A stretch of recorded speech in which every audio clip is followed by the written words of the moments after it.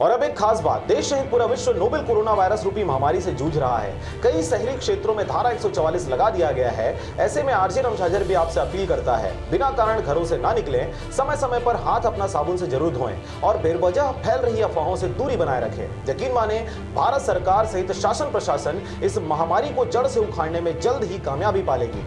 धन्यवाद।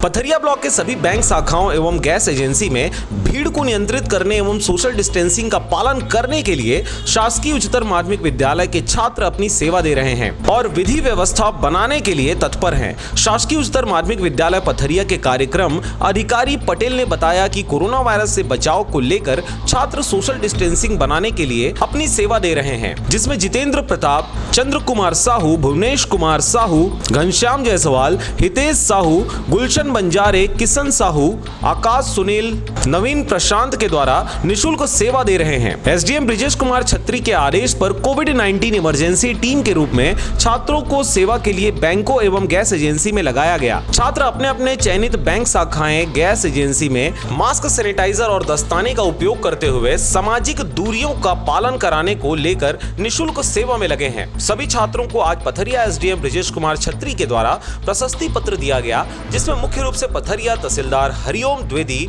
नगर पंचायत सीएमओ रमेश पांडे उपस्थित रहे। पथरिया से राजकुमार बघेल के साथ नारायण बंजारे की रिपोर्ट, आरजे रमझाजर।